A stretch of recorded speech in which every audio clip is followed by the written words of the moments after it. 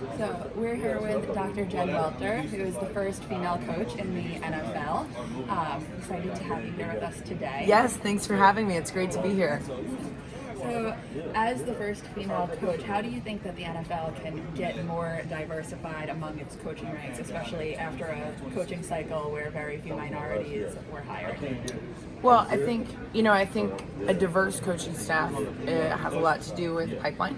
I'm going to speak specifically to the women because that's the area that's near and dear to my heart.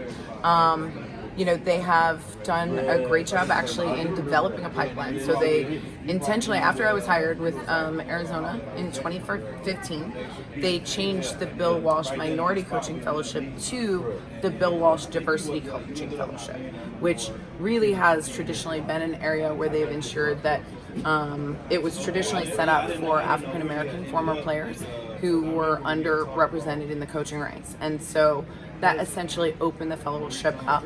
And then you see success like you do with Katie. They also hired longtime female football advocate Sam Rappaport, and she is just moving and shaking in the diversity ranks, and she's made a lot of progress in intentionally cross-pollinating between male and female coaches.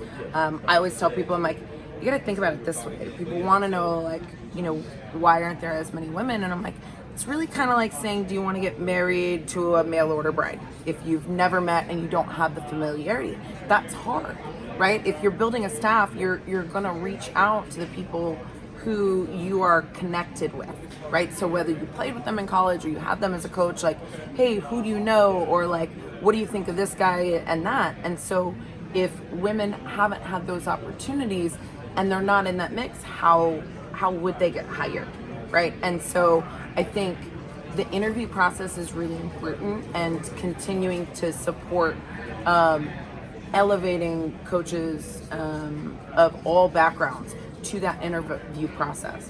Now, in terms of what does it look like and why are there not as many minority coaches being hired? I mean, obviously you had Ron Rivera, you have Mike Tomlinson, but it has been a conversation. And I think that is a challenge because the league has done, it supports the pipeline. It supports the Rooney Rule, which ensures that minority candidates get interviewed, but they can't make the choice. And so then I think what hopefully we'll see in things as they evolve is that the ownership reflects the minority that we'd like to see in the coaching ranks. What was your experience like with the Cardinals, and how has that now prepared you for what you're kind of transitioning to now?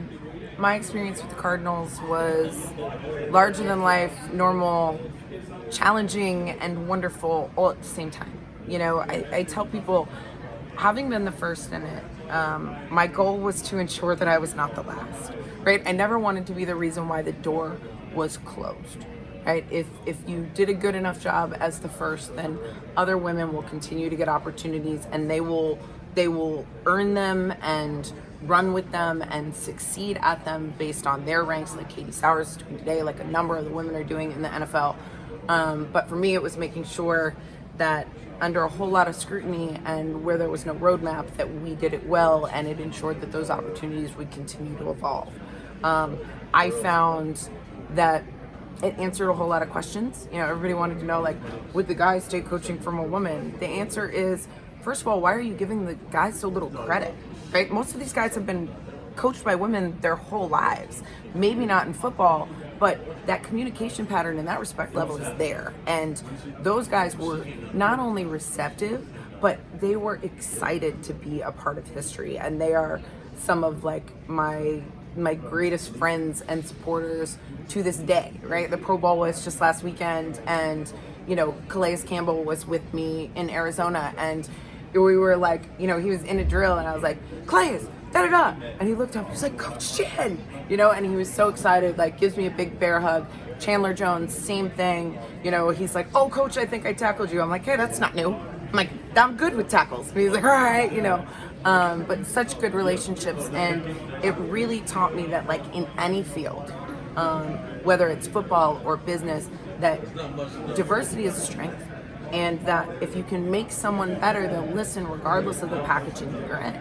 And so that's something that I always look to share the story of it, because it's like there was at that time one woman and no one knew what it was going to be like. Okay, well, great. It was great.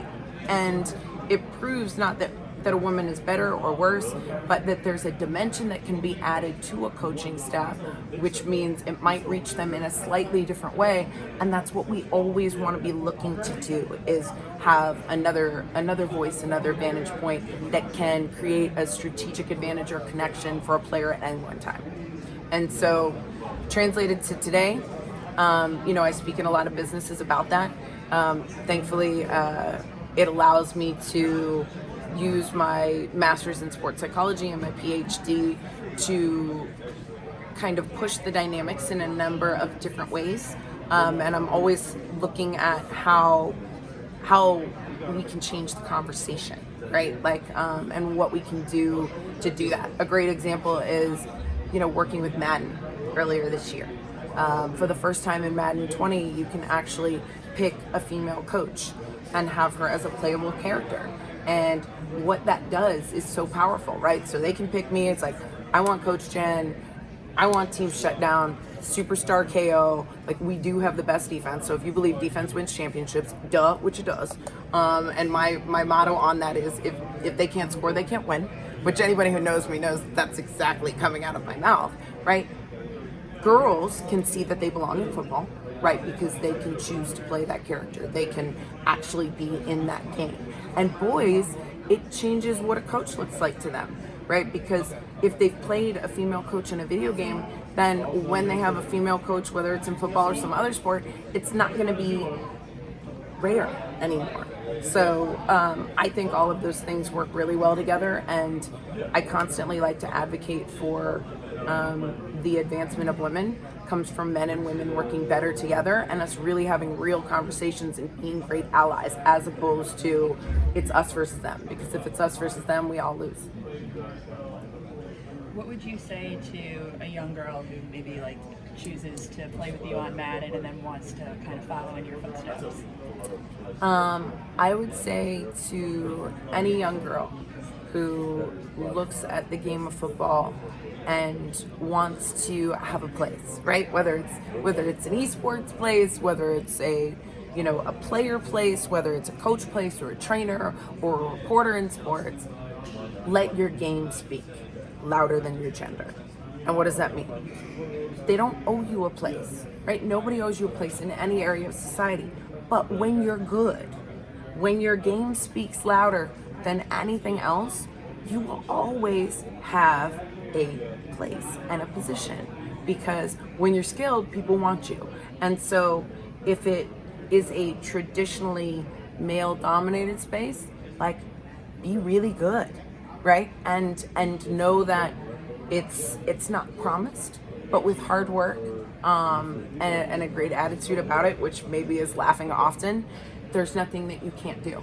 And just realize that because it doesn't come easy, it's probably going to be that much more valuable when you get it. On a non-football note, I noticed your nail polish. Is that you are into nail polish? Is that right? I am. So the nails have always been a thing. The guys like to say, look good, play good, right? Like, you got your game day swag. And so I always kind of had my nails done, and it was interesting because they always noticed, they'd want to check it out and be like, oh, that's dope, I love what you came with. And it forced me to get more creative because they always wanted to see. And then I ended up, earlier this year, I partnered with ORLY for Kick Glass, which is this top coat that makes it look like shatter glass. You can put it on any color, so I always change the colors up, right? And it is my trademark, which is, glass ceilings, glass sidelines, for all of those things that we want to get rid of. Putting it on your fingernails is hopefully a reminder for anybody who wears it that, rules are made to be broken, glass is made to be kicked, and you can have, your hands in the dirt and your nails on point, right? It doesn't have to be just one thing. So that's been a really fun project to me. It was cool because we launched it in Ulta, with my hands on a football just like this, and it was really the first time they'd had anything like that in the beauty industry, because a lot of the times football and beauty might kind of clash in what most people would think. And yet we had the cash register displays in the month of September going into early October, and it was the #3 nail polish launch in Ulta history. So it's really excited to see that it's not just one area, but that people like to see barriers broken. And, you know, it's something that you can literally buy and have a little bit of that invincible in your own nail game. That's awesome. So our last question for you is, do you have a Super Bowl prediction? Well, first, before I do that, I want to shout out why we're here at this camp, or at this Super Bowl in particular. You know, this is a really cool fusion of that kick glass that we just talked about. So we're actually kicking glass in not only football, but also coding as well. So Thursday, we've partnered with the Overtown Youth Foundation and the Alonzo Mourning Foundation, sorry, speaking too fast, and Win-Win. So Win-Win is a company founded by former NFL player Mike Brown, and he is a football player who transitioned, then taught himself how to code, and then founded Win-Win, which is social games for social good.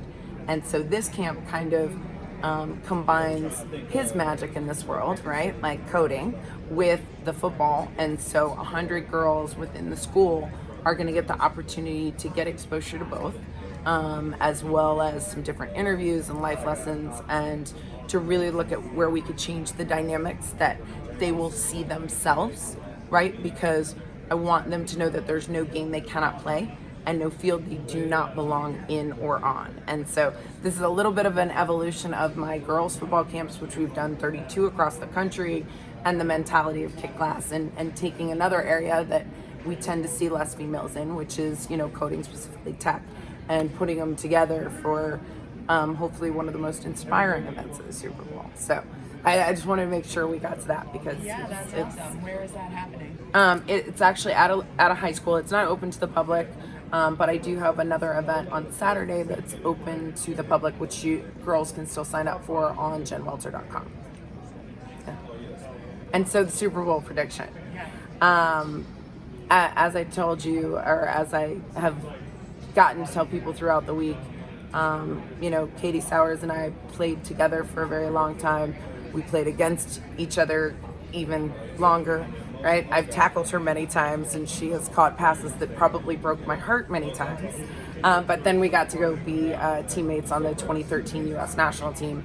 She is a phenomenal player and a brilliant person to have on a team, an absolute asset to the 49ers.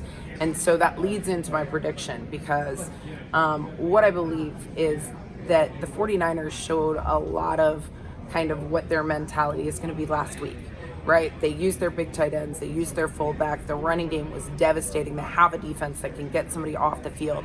And what you saw is something that you could see very similar with, you know, the Green Bay Packers and Aaron Rodgers and somebody like Mahomes, is if the 49ers get up early, it's going to be really tough for even a quarterback as magical as Patrick Mahomes to try and make a comeback, because they won't have time of possession as much, right? Now, if the Kansas City Chiefs get out to an early lead and you have, you know, kind of a back and forth, right, where the score is running up, I think you'll see Kansas City. So we've got to go with how it starts, right? If the 49ers get up to an early lead, and they kind of cement that lead, I think they can keep that lead with their dominant defense and their, you know, run game, right? Just take the time of possession and run it down their throats. However, if we see Mahomes in a shootout, I think you'll see Kansas City, because one of the things that you have to look at when you look at the Kansas City Chiefs defense is you have one of the absolute best players in the National Football League. I call him an X Factor. I had him with me in Arizona, and that is Tyrann Mathieu. Tyrann Mathieu can do it all. The Honey Badger is a relentless competitor. He makes everyone around him better. He will pick the ball off one play, sack the quarterback the next, and then lock down, you know, your best receiver out of the slot in the third case. So watch for how it starts, and you'll know probably how the game's going to run out, because Kyle Shanahan is not going to let what happened to him with the Falcons and the Patriots happen again.